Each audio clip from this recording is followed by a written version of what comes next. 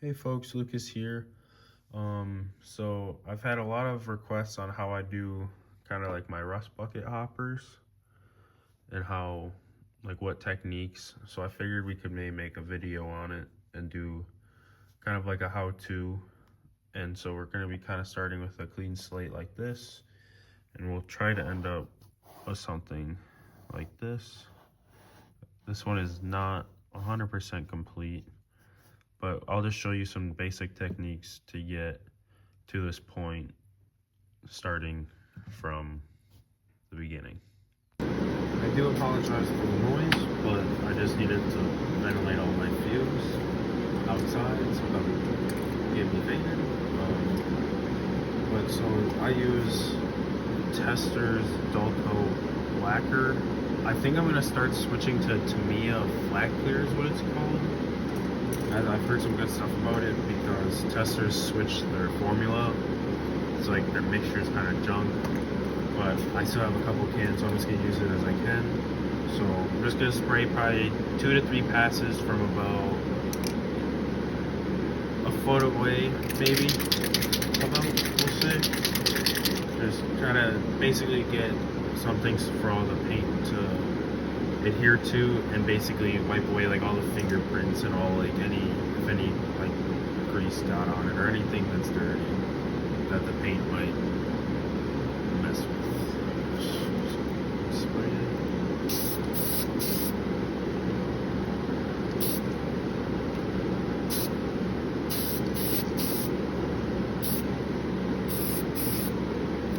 So that's really all you need for that.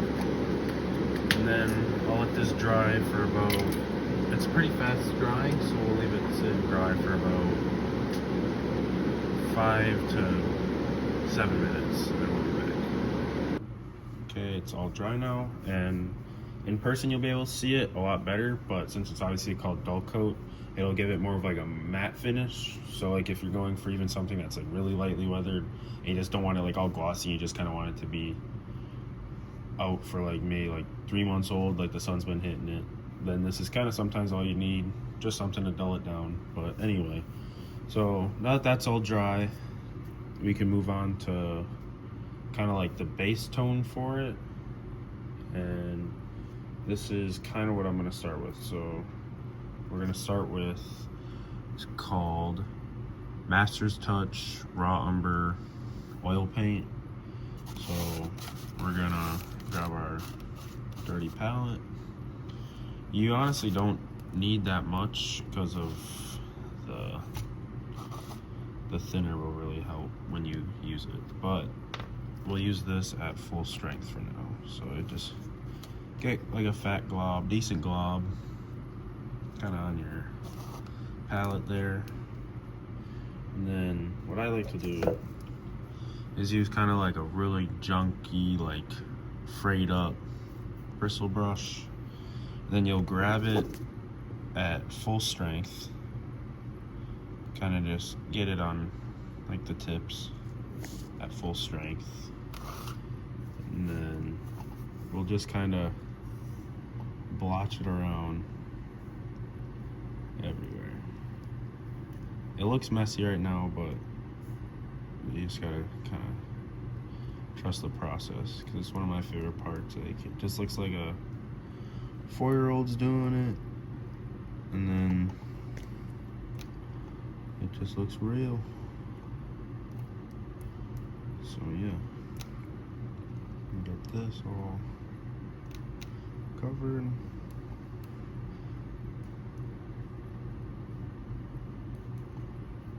And this one I don't have a prototype I'm going off of. This is just customer stuff, and he said just do kind of your general heavy weathering on it, so that's what I'm doing. But obviously if you have a prototype you're going off of, you're going to have some panels that are lighter than the others, and maybe even the whole car might be rusted. It all kind of depends. So we're gonna just work on the side for now, so that's all good. We'll leave that. And it's oil, so if you mess up, you can just take some of, oh, let me back this up. Some of this Masterpiece odorless paint thinner, and put it on like a Q-tip and wipe it off. That's what I like about oil paint. It's really forgiving. Even if you mess it up, and as long as you don't clear coat this and I let this sit for like 3 days, even like a week, I could go back with this stuff and it would still let me take it off. But so now what we're gonna do, so now I'm actually gonna take the oilless paint thinner and I'm gonna take this bigger brush, this fat bristle brush, so it covers up most of the area.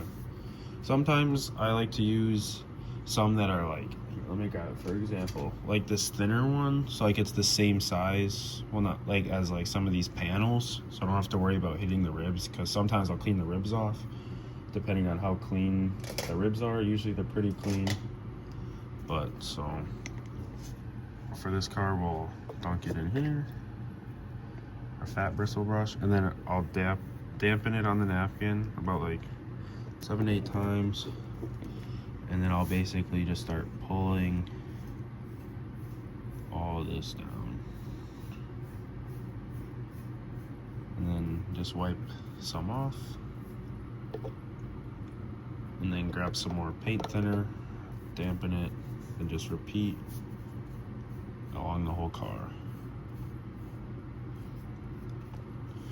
Now when I'm doing this, you don't have to go vertical, like you can go like this to kind of start, but when you're at the end, like finishing touches of this, you want to be doing vertical streaks, because the rain, for instance, pulling it down. But yeah, let me get this all done and I'll check back in. Okay, I got mine kind of fall sloppy on there, sloppy, never mind. Yeah, so now I'm just cleaning off my brushes, just wiping them. Always remember to do that, to clean all your brushes off when you're done using them, especially after using your acrylic. So now what I'll do is I'll grab a piece of towel. Let's see, zoom out here. Take just like a little chunk, kind of like this, maybe rip it in half one more time. Then I'll fold it in half, kind of just roughly. And then I'll just grab it, the model, and then I'll start going side to side like this, so it gets stuck in like the rib, so it shows some depth.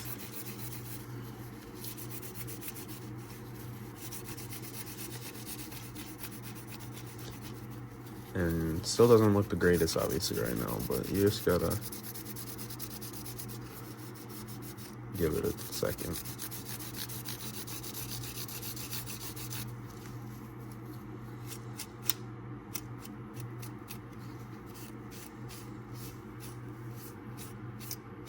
Yeah, let me turn this light away so you can see it maybe a tad better.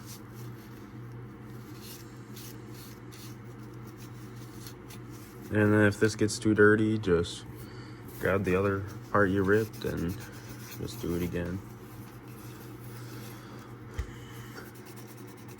And this kind of concept applies for, I mean, the ribs of boxcars. Let's see, what else can we apply to? Gondolas, freaking anything that has ribs, pretty much. And now I'm starting to, but yeah, anyway, so now I'm starting to do my just up and down motion for the rain.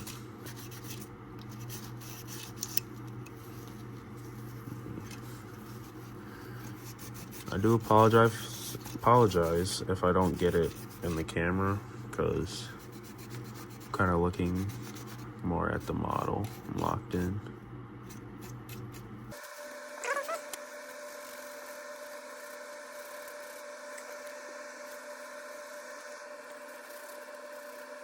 Turn this back on. And then sometimes I'll even grab a Q-tip and go.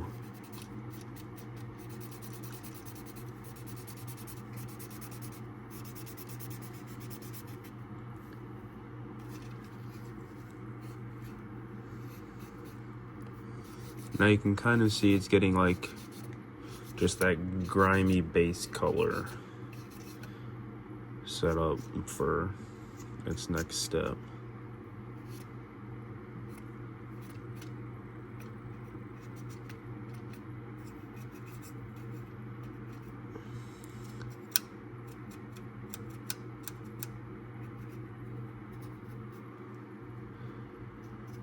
Right. And I think personally that looks pretty good for a base.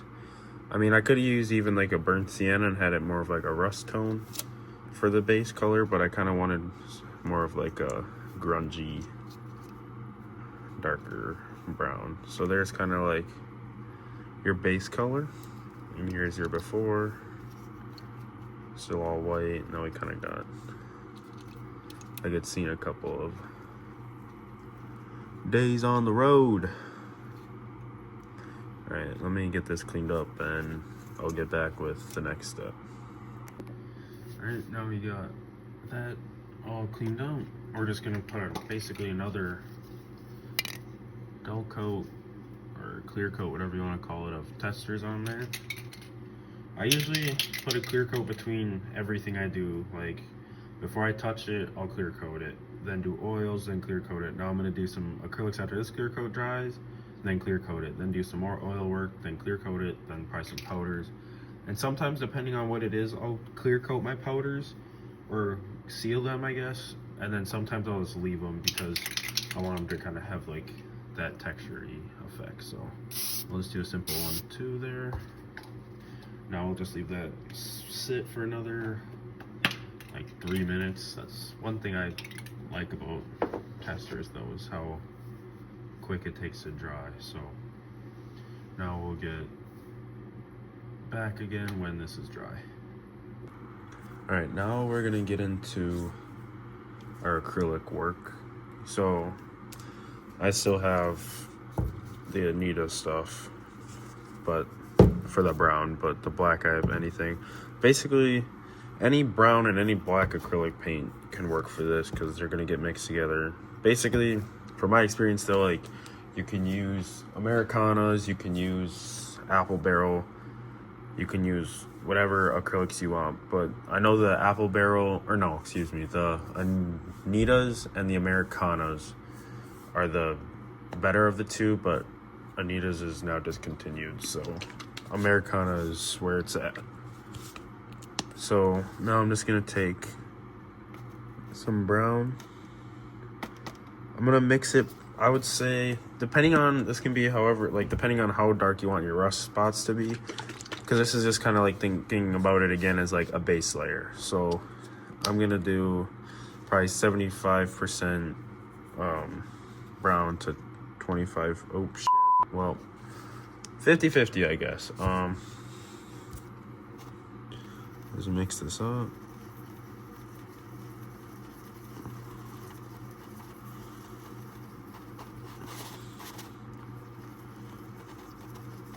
It looks black on camera, but it actually turned out to be a pretty good brown. But yeah, I'm just using another just kind of garbage, like scratchy bristle brush. And I'm kind of just trying to get it off the brush so I can use it all. And then I'll throw it over there. And then now I'll grab my really tiny paint brushes. This is like one of my main ones I use. So yeah, so now let me adjust this.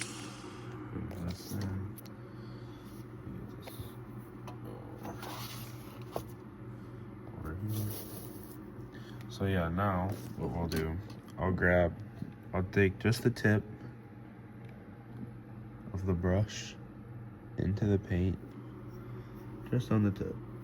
Now I'm gonna go in and just make little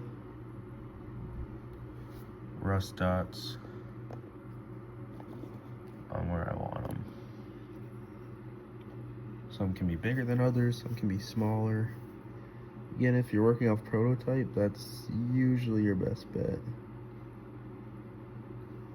But usually like around where like your hinges are and your seams, weld marks, hammer marks, like that's where all your main big rust spots are gonna be. Again, every time you see me take my brush off the model, I'm just going to grab just a tip load of paint. And then remember also, I mean this is a tangent model, so it has like that straw because you can see through But for all my models, I weather underneath the walkways also, so you don't have like an ugly looking shadow and it doesn't throw your whole model off. Because I'll see some people weather and then I'll look underneath the walkway and it'll be clean and it kind of gives it a weird effect. But yeah, kind of just place them. It can be random. I mean, that's what rust is, it's just random. So we'll get maybe one more here, here, one here, and then we'll work kind of down again, kind of like where these bolts are, corners, this seam.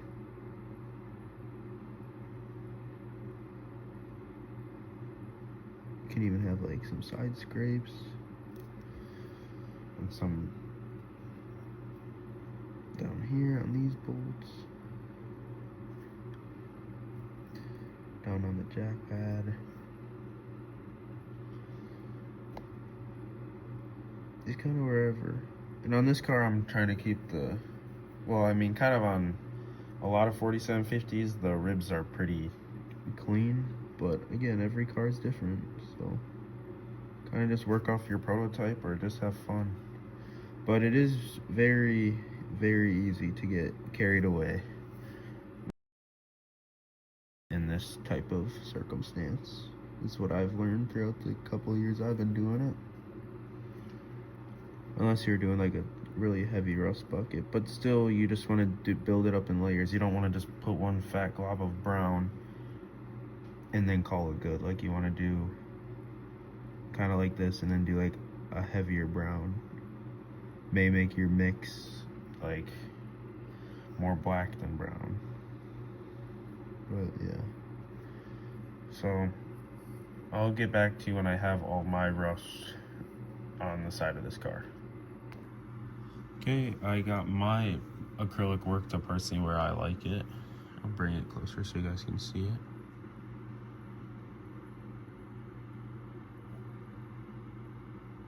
Just kind of randomly placed.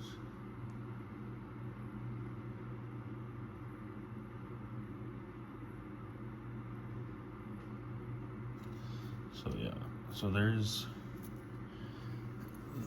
the acrylic work. So now what we're gonna do is put some more Tester's dull coat on it. Just do another 2 passes. It's literally all you need. And then let that dry for probably another 5 minutes, and then we can get to the oil work again. Okay, now that that's all dry, we're gonna get into where the real magic happens. So we're gonna grab, back to our oils. This time instead of raw umber, we're gonna be using burnt umber. Okay. And then we're gonna put another just little pea size on our palette. It's insane with how much you can get out of one tube. So basically, and then again, we're also gonna go with the same brush we did for our acrylic. And we are gonna dip just the tip again into there and set you guys back up. And just this.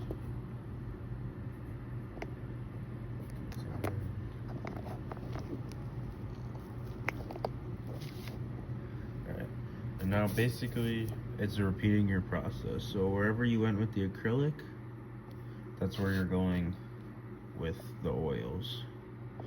So depending on how long it took you to do your acrylics, it might take you the same amount to do the oils because you're going right back over them.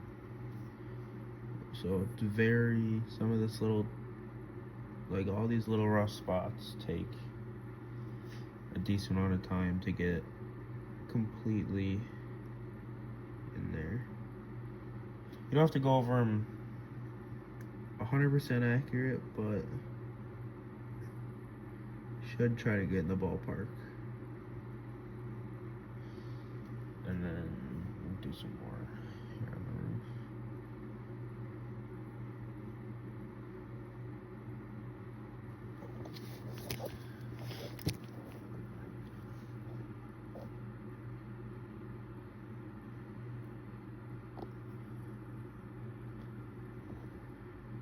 And you don't have to put a crazy amount over your acrylic work. Depending on how far you want your rust streak, I guess, to streak down, the more you want to put on top of it. The less you want the rust streak to streak down, the less oil paint you want to put on top of your acrylic rust dot.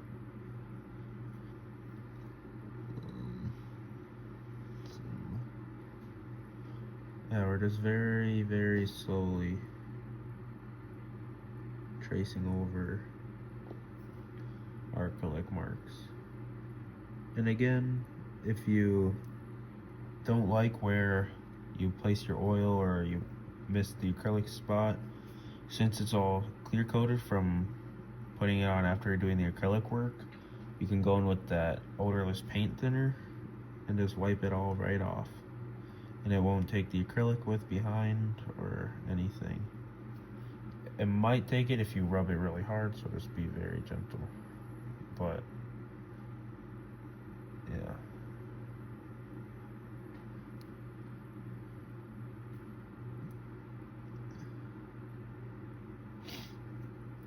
I'll get back to you guys when I got all my oil over my acrylic. Alright, I went over all my acrylic with the oil now, and I cleaned my brush off. And so now, how earlier we went with this bigger brush to do kind of like a wash to get like that grungy brown color underneath. And we didn't really care too much about the ribs because we didn't want them like white. We still wanted them like a dirty color too. But now we're gonna go in with this this thinner brush, so it can only go between the ribs, so I don't have to do an extra step of cleaning them off. But if you only have one size and cleaning it off, it's not the biggest deal. It's just sometimes people will take Q-tips and then end up wiping off some of their rust streaks, and then some people don't end up liking the end result of their product. So it's a ton of factors. So I just invest in getting a couple different size brushes, and that's just all my advice. So now, in order to pull down the oil from where we put it over the acrylic, we're gonna take the oil odorless paint thinner again, and we're basically doing the same thing, dipping the paintbrush in there, blotching it off. Just made like 4 or 5 pats on the paper towel so it's damp. And then we'll go in. I'll try my best to keep my hands out of the way and just grab it and pull it down.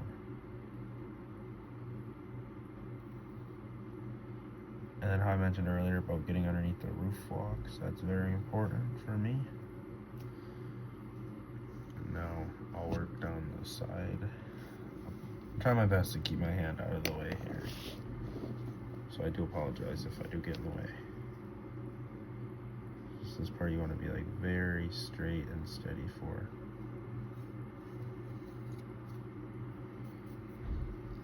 Now I'll grab some more thinner, wipe it off with the brush, or on the napkin, excuse me.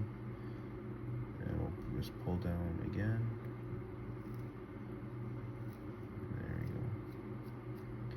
Even if you're not looking for streaks, you can still get just like that haloing effect around that acrylic spot. Oops, there, I don't think I actually put any oil, so my apologies. So here, you can witness it live. And people also ask me how long I wait after I put the oils over the acrylic. You can literally do it right after it's done. So there we go, the oil just got over the acrylic spot. Put some thinner on the mini brush, grab it and just pull it down. And you can see it kind of gives it that really nice, just subtle streak. And again, you do want to try to keep these relatively straight. But again, if you don't get them straight, it's oil, and they're easy to work with, so they're very forgiving. So you can get them straight on your next pull down, or just restart. Oops, sorry guys. But yeah, you can see it slowly just starting to come together, but you just sit and slowly work it. And this is basically all there is to it. Just patience and time. And a steady hand, which I don't really have the greatest of, but if I can do it, you can do it.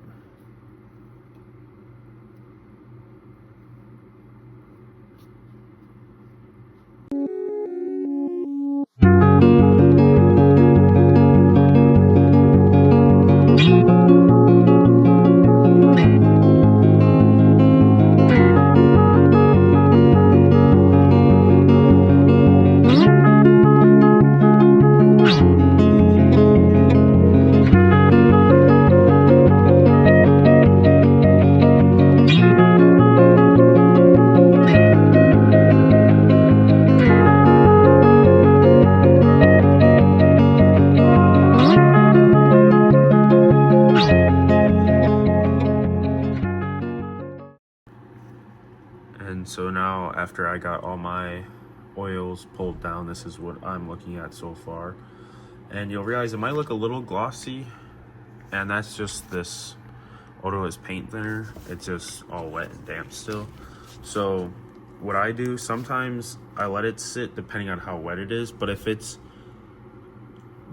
I'd say like kind of damp where you know like it's not gonna blow around, what I personally do is I use just my airbrush, and I'll be like, I would say 1.5 feet away, just blowing air onto it so it just evaporates it all. So I'm gonna do that real quick. You probably won't see it on camera, but in person, like I can already see it kind of dulling down the streaks. But obviously where I have like the heavier rust up on the roof, like the bigger clumps, that's all still, like oil stays wet and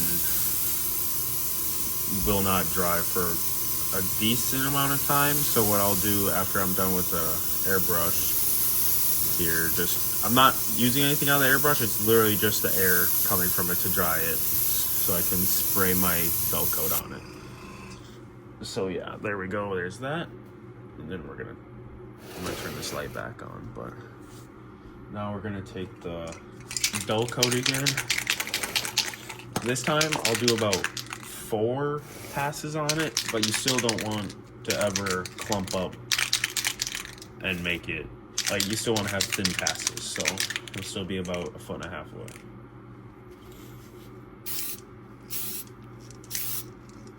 And then we'll do like 2 on the roof for those. And now basically I'll let that dry. And now after it's all dry, this is kind of the finished look you'd get. I really like how the wheat logo turned out, how it's kind of all rusted out.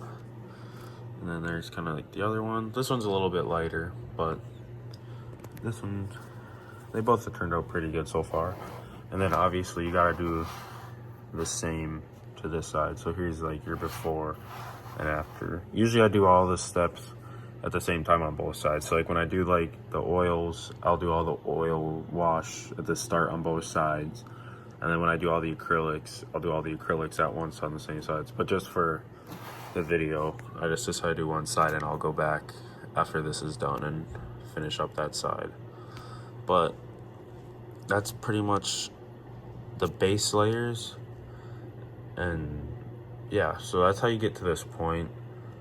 And I'll probably end it here, but if you want more like how-to videos, I can still do on this hopper on how to do like kick-up spray, your powder work, paint the trucks and wheels. I know people ask me how to do like the roof walks. Basically, paint and do the couplers, the sides, literally anything. Just comment it, and I can make the how-to on it. But as of now, this is kind of how you get to just like your basic weathering for your rust buckets. And then I got a couple more back here that I'm working on for a customer. But I hope you enjoyed it, and I'll probably be making another part 2 for these cars soon. See ya.